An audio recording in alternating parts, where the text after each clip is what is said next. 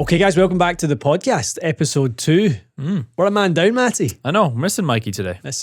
Mikey boy is fallen sick this week, unfortunately. He's laid up in bed.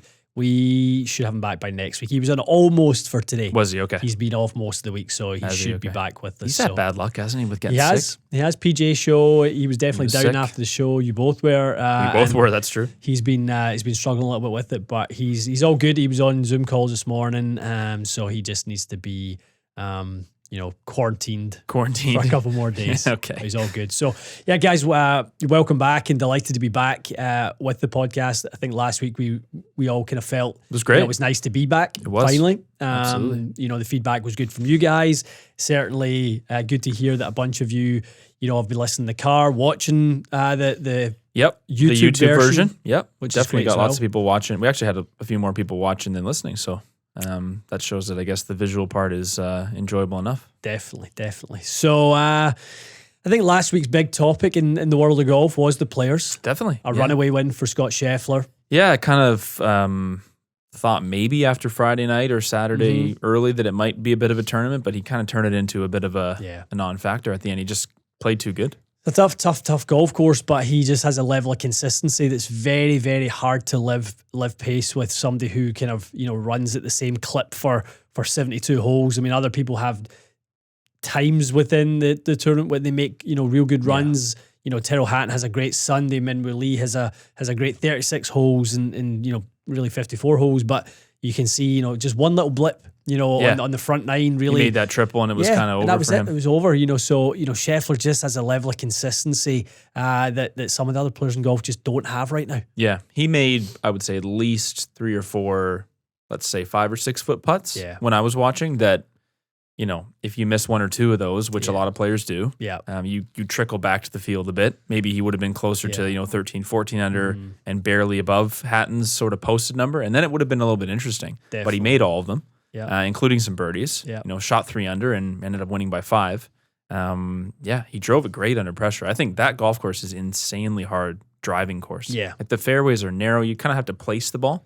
Even on layups, like sort of those segmented fairways, I think a couple of the holes that are par 5s, you kind of have to hit to one sort of fairway that's just its own sort of piece. And you got to play to another fairway. So like there's no real shot where you can kind of fall asleep and go, I'm just going to hit this up there. No. So his game was on fire. It demands it all. It really does demand it all. And even down the stretch when he's got that lead, but he's going into 17, you can kind of see it. Everyone, the crowd, the energy levels kind of raised up a little bit when he got to 17, and I think he knew the size of the task at hand. And, he hit the most perfect little pitching wedge with a fraction of cut on it to catch the right-hand side of that ridge. It hit the ridge and it had enough kind of cut spin on it, just fell down the ridge and gathered towards the hole. It was a great shot, but it was under the utmost of pressure because you can throw a triple in there in a heartbeat. Easily, you can throw more than a triple. Yeah, absolutely. There were some unbelievable numbers being made. There was.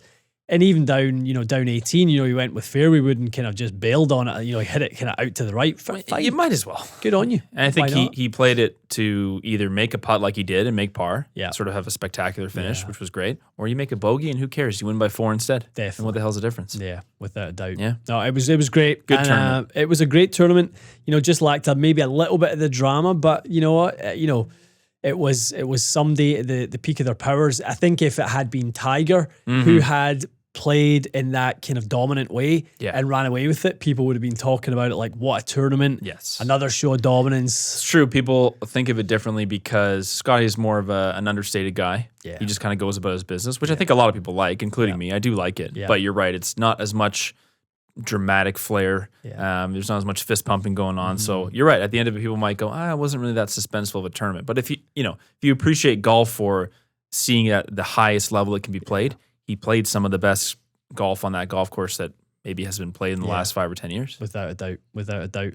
Minwoo Lee was somebody, obviously who might have been not the first time people have heard, but maybe on that stage, maybe on the fifth, the fifth major is obviously it's known. He played extremely well, and people seeing his talent maybe and that speed. Yeah, seriously, that kind of hovering in the low 190s ball speed wise is really, really impressive. Yeah, so he won the Scottish Open in 2021. Yes, that's when people would have sort of been made aware of him. Yeah. Played mostly on the DP World Tour, but obviously he's earned his way, into some of these bigger events. I mean, I think this happens with all these players. I think they get into the hunt, especially on a huge event like that. They may stumble a few times, they may fail a few times, but then they get more and more comfortable as time goes on. So, I wouldn't be surprised to see him coming up in some leaderboards. Yeah. I think it would have been, Scottie would have had to play a little bit poor for him to catch up realistically, and he would have had to not make that triple. Then things could have been different. But I don't think it's the last we'll see of him. I think maybe he finds, a Cam Champ fairway finder that's 190 ball speed, but isn't so erratic, I guess. And maybe that helps him kind of avoid those big numbers. Yeah, I think probably great for him to play with someone like a Scott Scheffler, where he kind of sees, someone with excellent, speed and distance, but maybe, definitely a gear less than Minwoo Lee has. And I think Scottie geared down at times when he needed to. Yeah. Yeah, if he's flying the ball 290 to 300 yards off the tee with his driver, but, on a string, there's not too many golf courses that isn't good enough for. You know what I mean? How many courses do you really need 340, 350? I know it's an advantage. I get it from a strokes gained. Yeah. But playing tournament golf and, winning a tournament, I think 300 to 310 in the fairway is as good as you need. You don't need any more. No. It really is. It really is. So, I think, someone with that level of talent at his age, still only a young lad. I mean, was he 22? He's got so much 23, time. Something like that. There's no rush. Very, very young. For him to get that level of exposure on that platform, that's a big, big learning curve for him. That's going to stand him in great stead next time he has himself in that position. Yeah. I think he has a good attitude as well. I don't think he came away from it, totally crushed by it. He seemed like, it was, what happened, and I think we'll see him again soon. One of the topics that's, I think been a big part of our week is Rory at the Players, and has been a big specifically topic. on Thursday, him calling out that he wishes he could use his driver from last year. As it turns out, that was a bit of a clip that went around rather than the full interview, where he talked a little bit more about it was actually the CT of his driver. It wasn't so much Taylormade or forcing him to play the new model. Yeah. It was more that the CT was in question of his old driver. Guys, for those of you who don't know, CT is the characteristic time, the measurement of basically the ball's exit time from the club head. Right. How fast it's leaving the face effectively. And there was some question marks over it being a little bit on the hot side, so he was going to have to make the change. Kind of anyway, right? Anyway, yeah, he was going to have to go in that direction. The face had gotten a little bit hot. We had seen that from Xander Schauffele at the Open Championship, I want to say, about 2 years ago at the Open. Xander's driver was deemed illegal. They had added some weight to it. It was already fairly high in CT. They'd added some weight to it that adds more ball speed through mass. So they were concerned about Rory's driver being a little too hot. Yeah. I mean, I guess from there you kind of wonder, okay, was it even an option to get an original stealth to replace his original stealth? I'm sure his head was plucked from hundreds. He likes a certain lie angle. I heard a lot of people say he prefers it a bit upright, which I didn't know. To find that identical head again, maybe that search wasn't feasible in the short term. Got into the new head because, there were so many different reasons. He said it might have been a bit longer for him. He wanted to chase down Tiger when they were playing in that event. Yeah. There's so much going on. But I do think, stuff gets taken into context at times. So, I think we did our video trying to just say, listen, it was nothing to do with being negative on Rory. It was all to do with, hey, if you've bought, I think we both feel bad for someone that spent, in Canada, $800 on a driver. Yeah. Then they watch the weekend's tournament and go, oh, did I buy a piece of crap? And so I think our video was just to say, hey, let's do a test. No, no preconceived notions. Let's see what happens. The thing performed great. So it's nothing to do with Rory. All these players are super picky. They want a certain head shape and style and, paint lines and offset his irons, but, face angles, everything like that. So I think it had more to do with his comfort level. The driver's obviously good. Definitely. We've seen that. Yeah, no, it was great. Driver has been good. And, just for him, I think it was a bit of a kind of multiple things. It was, lightning in a bottle a little bit for him, and just that, he found a week that he wasn't driving it very good. It kind of obviously was in his mind a little bit about this, this kind of in this new driver. We talked a little bit about it in our video of maybe some swing things that he isn't quite comfortable with at the minute. and he's got to obviously try and address that now in the next few weeks before he gets to Augusta. Yeah, and be curious to see what everything. I'm curious to see what driver he shows up with, obviously. Yeah, and then obviously to see, is he hitting a few more fairways? Is that kind of block miss that we saw in the stats? Maybe he mitigates that a bit. Yeah. I mean, around Augusta, obviously a right to left ball flight is preferable. Yes, for most of the holes. Yeah. Maybe not most, but a lot of the holes. There are some holes that really is advantageous. If he gets that driver, that stock draw dial back in and kind of eliminates some of those weird push misses, I think he'll be super comfortable, and he'll get that way in his practice rounds. I think so. And to touch upon one of the points that was the major takeaway for me in the video is it's not really his driver that's anything really that wrong with it anyway. No, he can drive it.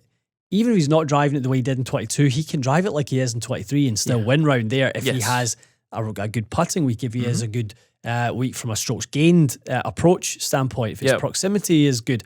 It's not going to, his week at Augusta is not going to kind of, fall down upon his driver. I think it's around the greens mostly. Definitely. We've seen that with I mean, how many Masters did Tiger win driving it kind of not great? 19, he never drove it great in 19. Yeah. How many great drives did, or how much good driving did Phil do for his several Masters? Those two, short game and putting, were unbelievable. They were. So if you're right, I think Rory just needs to drive it decent and just have a really good around the greens week, which unfortunately he just hasn't had recently. That's all. Yeah, he's definitely got to do that. I heard he was at Augusta this week, I believe. He was there. They were talking about him playing 13 with the new tee box. Oh, that's right. Yeah. So how far back is that tee box now? I think it's maybe another 30, 40 yards. That's substantial. Yeah. So and it's more the angle that it takes away the ability to hit it round the corner. I don't know how I feel about that. Yeah. So apparently he played it twice and had driver 5 iron in both times. Okay. So, but he's the longest player in the game, and he is. He's leading the driver stats. This year. I think the hole's kind of hard enough, isn't it? Like you get the long players, not longest like him. They're hitting those 3, 4, 5 irons in that water a lot, or hitting it over the back into the bunker. But I get it. I mean, they have to sort of future-proof the course a bit, but we'll see. I just like to see birdies and eagles there when I'm watching. It's exciting. I think 13 is one of the most interesting and exciting holes on the whole golf course. Agreed. So I just hope they didn't make it boring by lengthening it. Yeah. But time will tell. Definitely, without a doubt. I think Augusta probably, and when I heard that Rory hit in driver 5 iron twice, first thing that came to my mind was Augusta will be really happy with that. They will be. If that's the longest player, one of the longer players, and they can still get there with a driver and a mid-iron if they hit 2 real good ones, it means it's maybe going to be a bit of a gamble for other players to go 5 wood. Hybrid, something like that. Yeah. Maybe some more layups, maybe some kind of approach shots that kind of are hitting the green and spinning back, and some going to creek, there might be some hole outs. It's a very hard green complex at any distance. Tough. Yeah. So I think that'll be interesting to see how it plays tournament week. If it nudges up on the score average for the week, maybe half a stroke. We'll see. 0.3 of a stroke. Something. If you get more guys laying up, that stroke average may actually come down because there's less big numbers. So definitely, we'll see. It will be interesting. So I think the other topic, out with the TXG, video sphere would be rolling back the ball. Yeah, this has been huge this week. The conversation around rolling it back and sort of came out of nowhere. I didn't realize they were sort of like putting that back on the table again.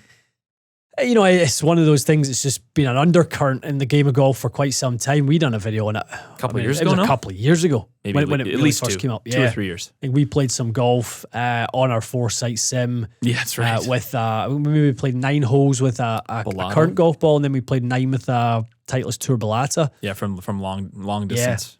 And it was quite an interesting one. But for them to make the change and kind of without a build up towards it, it's weird. Seems to have taken people a little by surprise. So what is the status? Are they doing it? Is it being voted on? What's the latest? I don't even. All I've seen is player reactions. to it. I think it's proposed right now as a local rule.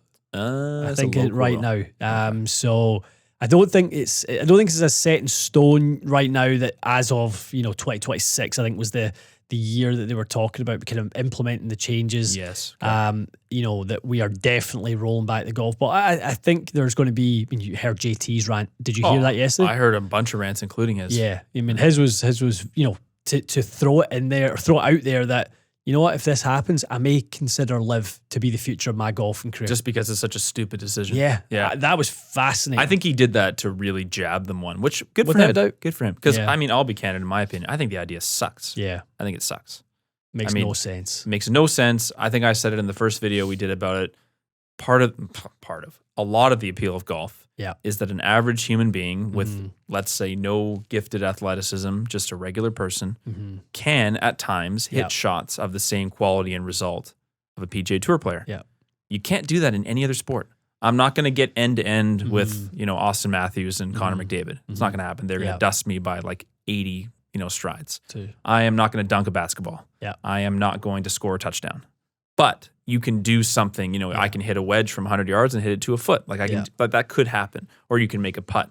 Or there's guys that can drive it, you know, amateur players that can drive it as long as a PGA Tour player. Absolutely. So I think that part of golf is so interesting. That to me is sort of the main appeal of golf, you know, when it relates to the professional game.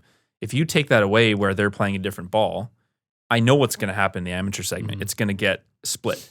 You're going to get guys who go, who cares what ball they play? I'm just going to continue playing this ball. And then you're going to get guys that go, well, I like that I can, on some level, compare myself to the professional game, even though I know I'm never going to be it's not that I'm, you know, delusions of grandeur. It's more like it's just cool to be able to have that relatability.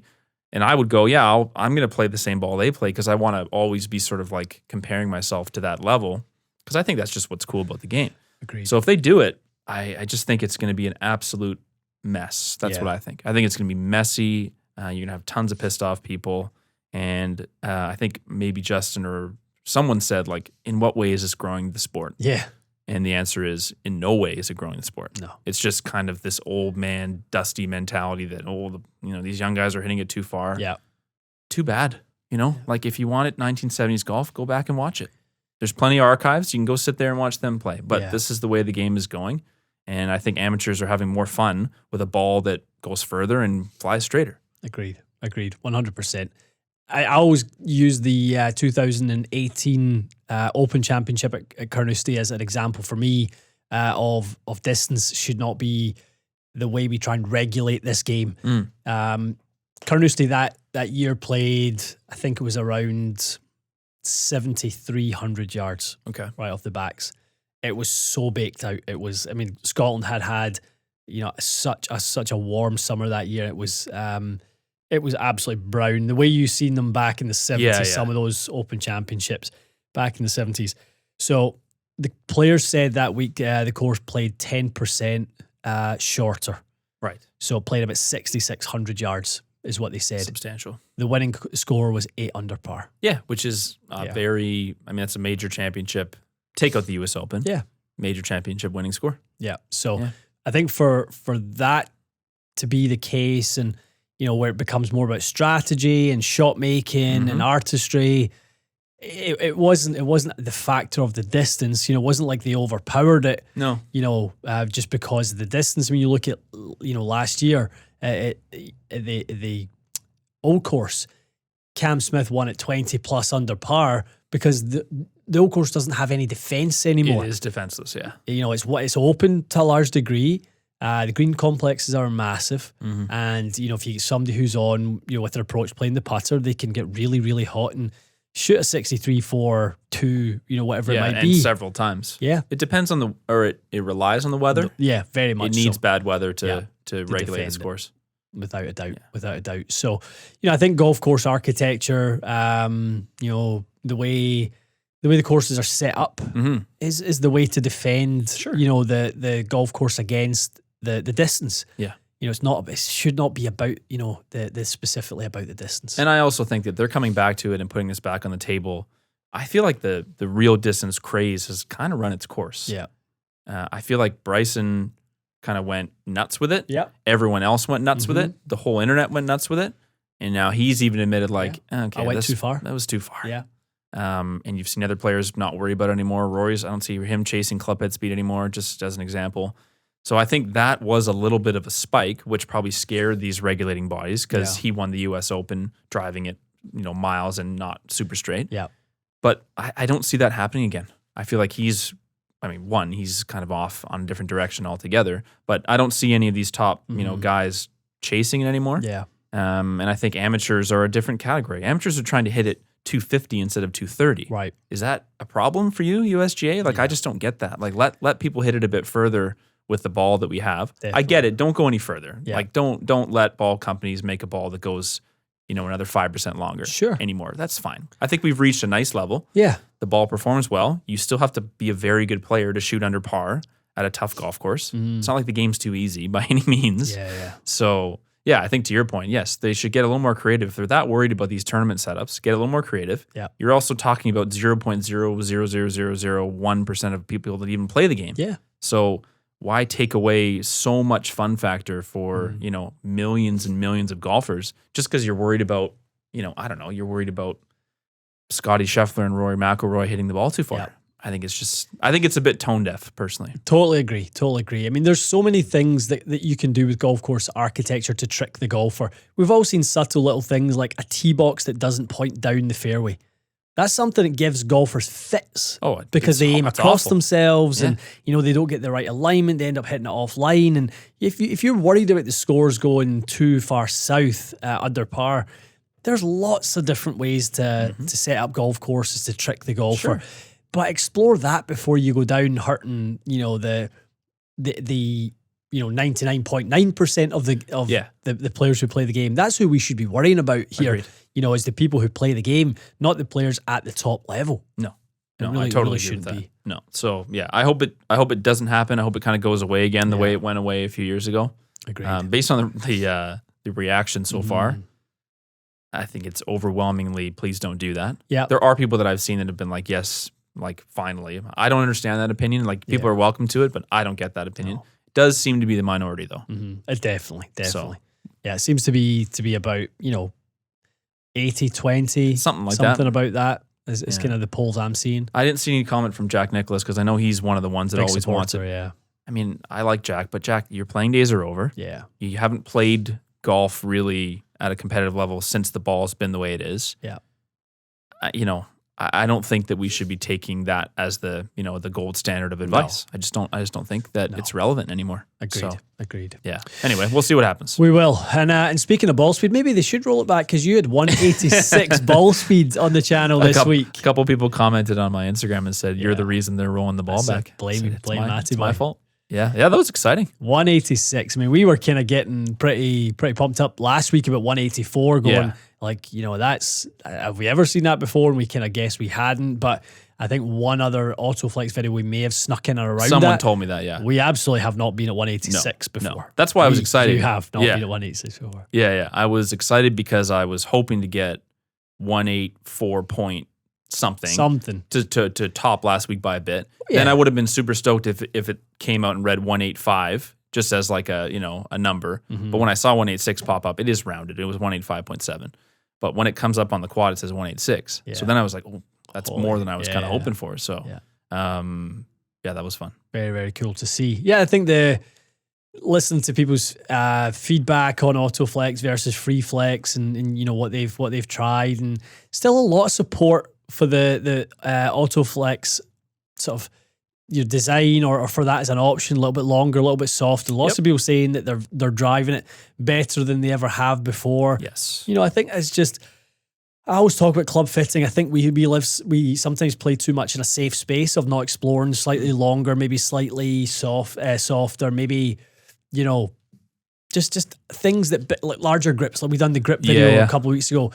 Are we often playing too much when it comes to swing weights? Does it have to be? Are we tied to D2, D3 in terms of swing weight and these types of things? I think, as club fitters, we should be able to explore or at least test places where we can extract more performance to get those marginal gains. I've always seen some of our best fit videos, whether it's with me or some other subject that you've been fitting, where you've kind of pushed something really extreme and sometimes gone too far, but it's helped you find somewhat of a middle ground or helped you find a setting that you might not have seen before, whether that's like a hosel setting or weight or a shaft length. Yeah. So I think, you have to not be afraid in a fitting session to go a little crazy. Yeah. If it doesn't work, it doesn't work. Who cares? Yeah. See what you learn from it. And then if you need to dial it back, fine. If it worked great, fine. You kind of found lightning in a bottle there. But I guess as a fitter, there's probably some fear that you've got person for an hour most of the time. There's probably a bit of pressure to be finding the right thing. So if I was a fitter, I'd be thinking like, okay, I want to try this, but what if I burn 20 minutes and, 20% of this person's energy? Yeah. So it's complicated. I think it has to be done very well. It does. You have to be really knowledgeable to push at the right times and just, experiment enough, but not experiment so much that the whole fitting session just turns into kind of like a Frankenstein session and you don't really accomplish anything. Yeah, absolutely. It's, you've been part of these conversations where you've heard me talk about the future of club fitting and some of the thoughts I've got around the way we test and doing it very differently moving forward and in creating almost like test stations where it's like, okay, we're going to isolate changes. We're going to change lie angle. We're going to change grip size. We're going to try one length. We're going to try, variable length. We're going to try lens in non-regular increments, things like that. Because I think sometimes you don't know what's possible unless you try it. Yeah. So unless it's in the mind of the fitter that these things are levers that you can pull, then you're always just going to default to just trying to play within a couple of degrees up or down, within standard length to half an inch below to an inch above, and all these kind of fairly regular components or kind of specs. Yeah, your variables. Yeah. I mean, when you look at 50 golf swings on the first tee at your local club, you've got a lot of different size human beings. You've got a lot of different athletic abilities. You've got a lot of different swing tendencies, and it would be strange for them to all fit in a small, window of variables. Definitely. So I think that as long as it goes on, I think you will probably see people getting into a little bit more extreme equipment than we used to. And we've already seen it because having a 46-inch driver with like this noodly pink shaft, 10 years ago, you'd have been like, what is wrong with these people? Are you insane? But now we've seen hundreds, probably thousands of people that would send you a testimonial and say, no, actually driving it straighter, driving it longer, my strike pattern's better. Yeah. I'm swinging easier, all those things. So definitely, it's been an interesting, it's not a fad anymore. I know that. No. Autoflex has graduated from a fad to a trend and maybe to a mainstay at this point. Yeah, I think so. I think by seeing OEMs, we were in Callaway, was it December when we were down at ECPC? Mid-December. I mean, for those guys to have it in their matrix. It's a good point, yeah. That's a big acknowledgement that, okay, this is not just a flash in the pan. We have tested this. There's something to it. Yep. And we are going to offer it. Yeah. And they see people from, good amateurs all the way up to John Rahm. Yeah. And probably I think you can probably get fit there. You don't have to be a tour player to be fit there. How do you get in there? I think key accounts can send customers there. I know it's not quite as easily available as somewhere like TPI. Okay. I think TPI is definitely somewhere you can book in and have the experience there, but I think a little more Callaway's a little bit trickier to get into. Yeah, but it is cool to see. Yeah, it is cool to see. Definitely. Swing journey update, Matty boy. We both filmed with Mr. Cowks this week. We did, yeah. My video comes out today on the video that it's coming out as we speak I think now. I think it launched 6 minutes ago. I think I saw the little notification on my own phone. So yeah, another little push forward. I think we're going to run a little let's clip look here. Let's look at this swing of yours because it was a cool session to see. Let's watch this swing. Yeah. So what people are looking at there is you were sort of using your lead foot, a little bit of push down, a little bit of torque in that left foot, and then kind of popping back up. Yep. It sort of added a 5 miles an hour club head speed. Your finish looked a lot more structured. Like it looked like your chest and arms were more in unison. It's quite amazing to feel the difference. It's totally different and doesn't look like you're swinging faster, but you were getting, as I said, 5 miles an hour at times even more because you were kind of comfortable around, as you said, 88, 89. Yep, that was about where it was, which is okay. Which is nothing wrong with that. When you're 94, it's kind of a pretty healthy jump. I don't know if it was this swing, but when I was editing, your peak ball speed was like a 128. Yeah. Which is a lot of ball speed. I've not been there with 6-iron recently. I've been more 125 with 6-iron. Okay, so that proves that this is really quite. I mean, it would be one thing if you were swinging out of your shoes, you're all off your balance, you're long, but backswing's compact, the footwork's good, structured finish, and you're swinging faster. Yeah. It's kind of like, there's no downside there. Definitely. I think the finish, the follow through is obviously the thing that looks the most different. And fair. It's definitely not a conscious thing to finish shorter. No. It's just a case of where the energy is pushed in is a lot earlier in the swing. So it happens at impact, and then afterwards I just don't feel the need for the arms to accelerate and keep riding through. I used to push so hard with the arms, trying to almost crank on it too much and trying to create lag and all those things. And there's none of that going on. So it's just applying the energy at the right time, and it's just wasted motion if I was to carry the arms on anymore. Yeah. So we've had that in common. I've always been sort of prone to the same thing. Yeah. Kind of letting the arms run off and the follow through, and the swing's kind of over by the time the club has made impact and gotten to waist high again. You should have all your energy out by then anyway. Definitely. Yeah. And you got a little tighten up in yours. You get the kind of screws tightened a little bit in some areas of your swing. Yeah, and it's mostly with my trail elbow. So this is a little bit of a slow motion. So the drill we did was sort of go as slow as I want in the backswing to make sure that position is good, and then kind of swing through. Yeah. So this looks a little bit deliberate, which is fine. But basically what you're looking at is what's the distance between those two elbows and how far does the left elbow get away from my torso. So I'm feeling a very early sort of like bicep curl feel, keeping that elbow tight to the body. And the funny thing, that we had in common with that lesson is once I got that elbow in the right spot, I wasn't trying to swing hard. Yeah, it was coming out though. But I was like 98, 99 mile an hour 7-irons. It was cruising. It was just wild, and I wasn't trying at all to push on it. And in fact, in practice, I was messing around and seeing like, I wonder if I could just get something silly. Yeah. But more important than me trying to push and swing fast was getting the position. Yeah. So if I got in a good position and got that elbow in a good spot, I could easily post 100 mile an hour 7-iron.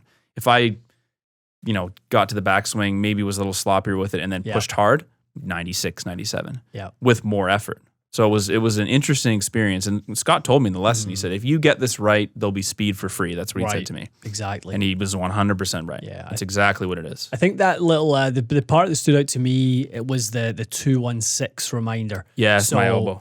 So on your trail elbow, on your left elbow, the space between your elbow and your rib cage address you should be able to fit 2 fingers. Yep. So it's quite tight, much more, tight. And also getting the sort of the inside of the elbow pointing more forward. Yep. And then as you start the club taken away, you actually get the elbow closer to the rib cage. So that becomes 1 finger of distance between elbow and rib cage. So 2 fingers at address, 1 to P2, which is left, which is club parallel on the backswing. And then 6 fingers of space at the top. At the top, yeah. Which I can say I definitely am not achieving right now. I'm probably 10 or so. Yeah. But it's going to take a while for. My first motion has always been to really send both arms away from me, which has been good for speed, but not for consistency. Yeah. So I think it's just going to be a question of a lot of time, really getting that first, as you say, to P2, which is just, the first quarter of the backswing. Get that right, and then sort of feel it up to the top. Yeah. And from there, it really just feels like I can swing through. Right. The only thing right now is I just have to, accept that it's not quite as neutral as it was. So it's a bit of a draw swing at the moment, which is fine. Yeah. But actually practicing yesterday, it came in a bit. During the video, I was probably like 4.5, 5 in down. I was practicing a bit. It was closer to 3. 3, good. So I'm not sure if that's just a factor of getting more reps in. But I know that was something that I had gotten loose with. A lot of other stuff in the swing was feeling great. But when I saw that one video of my backswing where my elbow had traveled quite a bit, I thought, okay, I better ask Scott to kind of tighten that up. Right. So that's what I'll work on, at least for the next couple of weeks, and then send him some videos, and then maybe I can get back into, some different stuff that we were working on in probably lesson 2. But it's all the concepts are there for me. I just have to put in the time. Definitely. No, it's good to see. It's really good to see you. The time part of it, I know we've talked about this a little bit, and patting each other and ourselves in the back. But the time, sometimes you don't deserve results. Sometimes that's the reality of golf. I think people don't really work as hard as they should between lessons. That is absolutely not the case. Really, it's never really the case with you. You always work pretty hard at it. Yeah, and in some cases too hard. Yeah, sometimes overdo it, and that's definitely a thing. And I think we were talking off camera with Scott a little bit about, okay, how do we sort of change gears a little bit with some of the practice stuff we do, more skill acquisition, a little bit more, task-based and less technical-based practice and working on draws and fades and being able to do that stuff on call, flight it up and down and be a bit more artistic, less technical, mechanical about the swing. Right now, I'm definitely peak mechanical. Yeah, me too. Which is okay. Yeah. Because there's still snow on the ground, as we know. But I think, the next time we see Scott, we will definitely talk a little bit about the performance side. Hoping to have him on the podcast, maybe to preamble that a bit. That'd be great, yeah. And then follow up with an actual lesson of some executions of those shots. Because I agree, like right now, if I were to play golf, I would be thinking about getting my elbow in a good position because it does give me the best chance to hit a straight shot. Yeah. But I would be the most one-dimensional player on earth. Yeah. If you asked me to hit a fade, I don't really know. I would be too much thought. If you asked me to flight it low and high, I'd be like, okay, I really just have the one shot right now. Right. Which, I think you got to get that down. You need to know what your ball is doing before you start messing around with stuff. So I think the timing of this should be good. We've got a solid 5-ish weeks to get maybe these last little pieces in place. And then Scott will start to say, okay, how do you hit it low into the wind? Because we're going to be going outside. It's going to be windy and we got to learn how to play golf again, basically. That's how it feels to me. I just haven't played proper golf in so long. Yep, that's it. That's exactly it. Play the game. And, we were talking to Scott about performance coaching rather than technical coaching and swing coaching. We were talking about how do we learn to prepare better, to play well, whether that's, what are the, so I have a scorecard that I have basically to play well. So, what are the things in the scorecard? Well, how did you sleep the night before? How did you prepare? How did you practice before the round?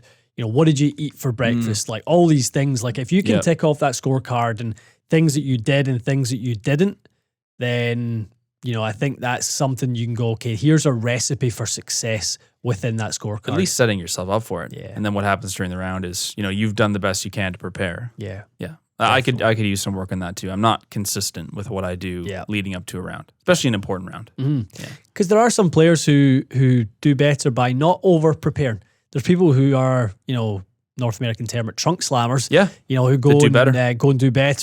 Not thinking about it too much and things like that.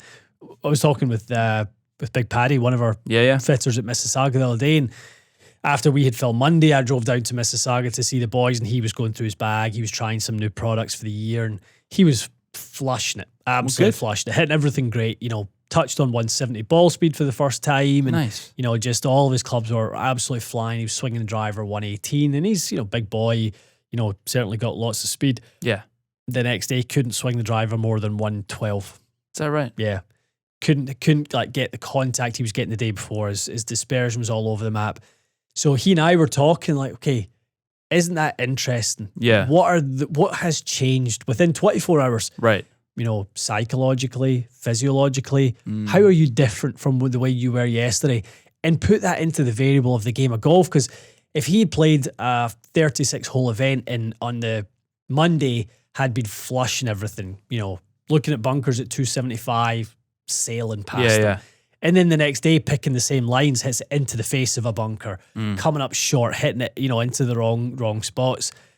His round is completely scuppered by the fact that he is such a variable, such a variance in how far he's hit it. Good point, yeah. Yeah, it would be interesting for him to dive into what, is it expectations? Oh, I had such a great practice round. Yeah. Or practice session yesterday. Yeah. Your first few, this happened to me, first few shots the day after, kind of like, this is not what I was seeing yesterday. Yeah. And then mentally your brain kind of gets in panic mode where it's like, uh-oh, how come? What did I lose? What did I change?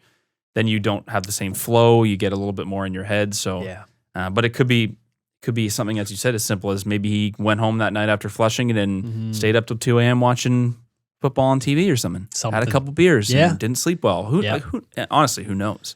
Unless you document it, how will you ever know? And that for me is performance coaching, in a nutshell. I think last week we talked about, I mentioned this guy I've been kind of studying a little bit, Sir Dave Brailsford, performance coaching the British cycling team, and the challenge of winning these massive cycling events, whether it's the Tour de France or whatever it would be. On the Tour de France, the teams do not pick what hotels they stay in when they go from stage to stage. So the variance of the mattress, the pillow, the environment, the sleep, that was all such a variable. And for these guys to sleep well and not to recover and wake up, with a creaky neck because a firm pillow versus they're used to a soft pillow. So they have teams that go to these hotels in advance and basically rip everything out of the hotel. Really? And put in what they need in the hotel. The mattress, the pillow, the temperature, the humidifier, whatever it might be. They looked at if you are, if you have the yellow jersey and you're winning the stages, your media commitments are so much more significant. They need your time, and that's right after you've raced. So the peak time for your body to recover. So how are they going to get them in ice baths? How are they going to get them in all these things? So they had to factor in all these little, minute things, these little marginal gains into getting our guys to recover specifically. They got to a point where this was actually when he was in charge of the British Olympic cycling team. There's an event that starts off. It's kind of like a relay type thing. So one of their guys, who's the most explosive, dynamic guy, he led the first part of the race for the British team. Unbelievable, but he had massively wide shoulders, and although he was very good and competitive, one of the things they said his aerodynamic drag was not as good as it could be. They considered breaking his collarbones. Come on. Yep. It's basically considered that once or twice during your career you'll break a collarbone falling off a bike anyway. Injuries are part of it. So it's like it's going to happen anyway. Do we literally just so as a team, for a day, they basically said, let's do this. This actually will help the team. Crazy. We will gain X amount of time. That is a game changer in terms of our competitive advantage if we keep, obviously, all the other parts. And the guy who was their lead said, I'll do it. He was willing to do it. And then, the team doctor went, hold the bus. No one's doing this. What are we talking about here? Yeah. Breaking someone's collarbone for a marginal gain? And reshaping his shoulder structure. Yes. Jeez. So, and that's where at the top elite level, there's elite performance, and then there's the elite performance you find when you're at your best. Yeah. And that's where these guys are. they're not just looking at the guys who perform at the top level. It's like when you hit that peak zone, that flow zone, what's in that? How do we kind of, learn and extract the best nuggets out of that? Especially when a sport like that and swimming and these are hundreds of seconds. That's it. It really comes down to those, fractions and fractions golf of time. People talk about golf as a game of inches, sure, but it's not like that. Not like that. It's not like, your streamline of your shoulder is going to cost you a Masters. It's a missed putt, which is a lot different conversation. But that's cool. Interesting, cool. Isn't it? Yeah, crazy stuff. Yeah. So we talked about this last week. The lads are in NYC. You and I are going to be in New York. 2 weeks from now? Yep. We're going to be there March 26th.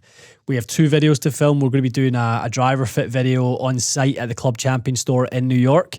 And we are going to be having a catch up with Marquez Brownlee. That'll be awesome. Which will be good. Nice to see him and get a catch up with his clubs. And I'm not sure how much he's used his clubs really since. It's a good question. If he hasn't traveled, then he probably hasn't. Probably hasn't done an awful lot. So you'll be keen maybe to have us watch him hit them, in their finished form, which is, we would love to do that. If time was, on our side, we'd love to do that with every customer. I know. But, we'll get a little catch up with him, and then we're going to host an hour-long Q&A with 30 kind of, hand-selected, not hand-selected. Randomly selected. From the draw, Yeah. Local kind of people. Should be interesting, It's not something we've done before in person, so I think it'll be good. I think it'll be a good environment, I do as well. Cool to do it in New York. You've never been, you were saying. Never been, so that'll be a ton It'll be a fun experience. I'm looking forward to it. Yeah, so if you guys are interested in doing that and haven't, we're going to close the draw. Not until the Monday prior? Is it the Monday prior? Something like that. I think it's the 21st or something like that. Okay. Hopefully you're hearing this before then. Yes, hopefully you are. If not, you can still stream it and watch it online when we go. So it'll still be public viewing. Exactly. And in terms of the podcast, guys, please, we are going to be committing to this being a weekly show.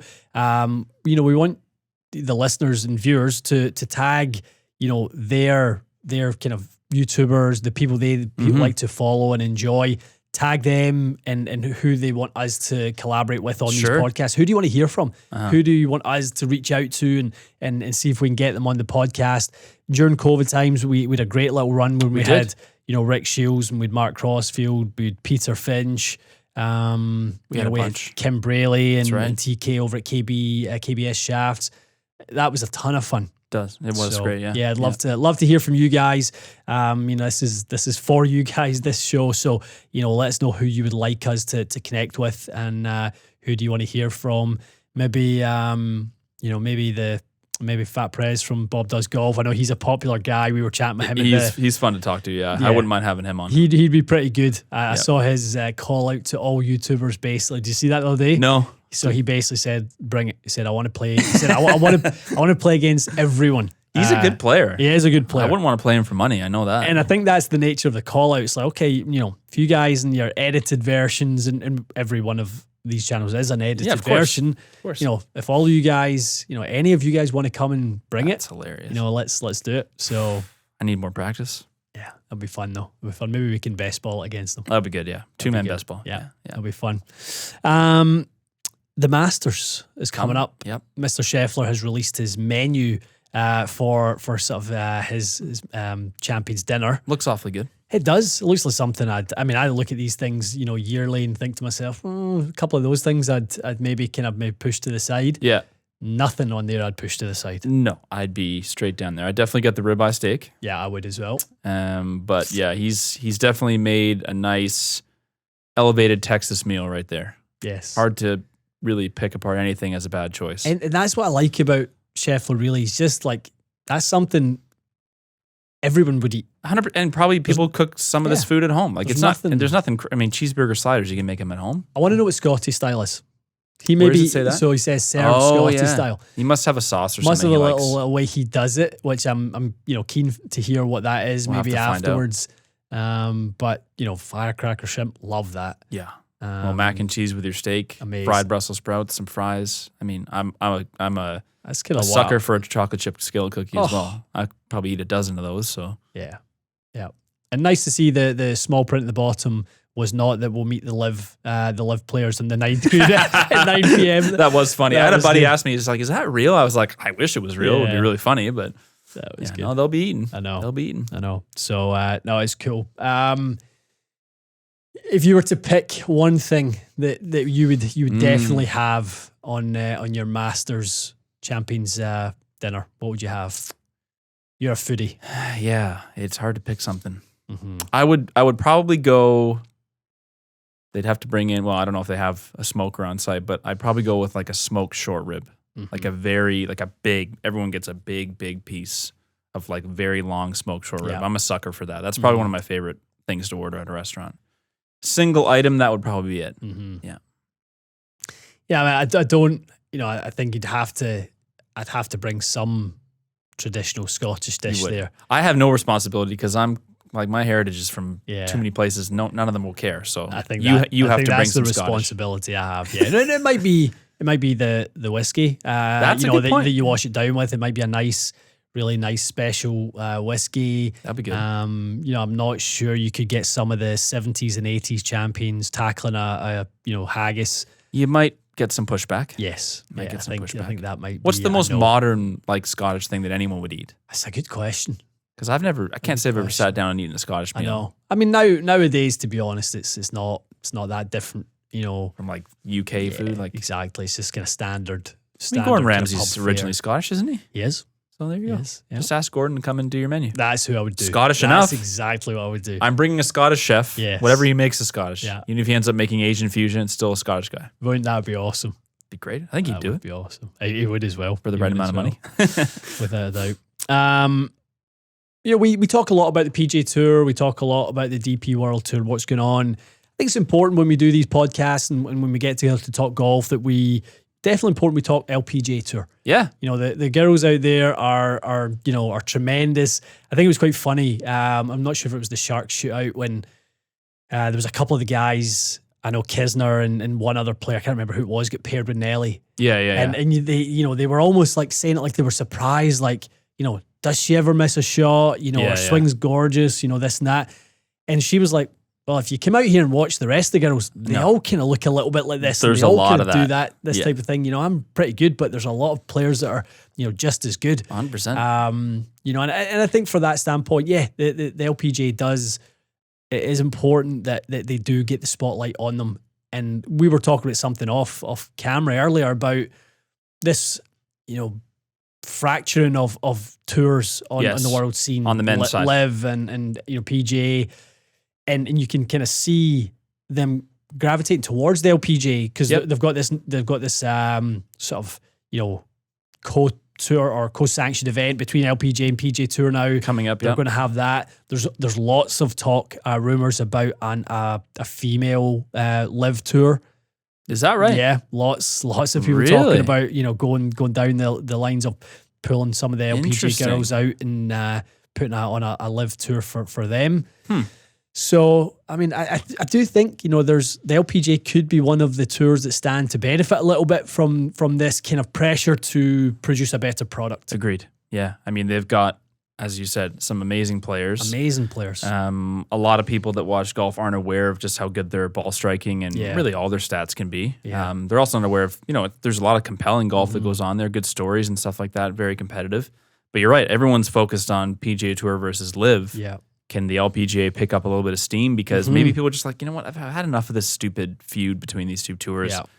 You know, they were just in Singapore, really cool golf course. Yeah. The ladies, that was good to watch. Really good.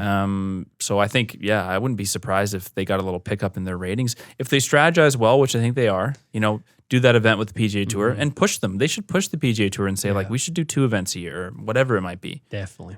Get that established before, if a ladies Live Tour happens, get established on the PGA Tour, LPGA Tour side first so that you're kind of first in and they're the ones that have to catch up. Because it's almost like at this point, the PGA Tour is trying to catch up to Live in some ways. Not always, but like prize money and stuff like that. If they got out ahead of it, I think it would be good for both tours. I do think it would be cool. I mean, obviously, Augusta showed that they can ramp for not just 1 week. I mean, they know they peak the course for the Masters in April, and you know they get the flowers sort of blooming if they can, as long as they don't have crazy weather conditions for that week, and you know it's spectacular.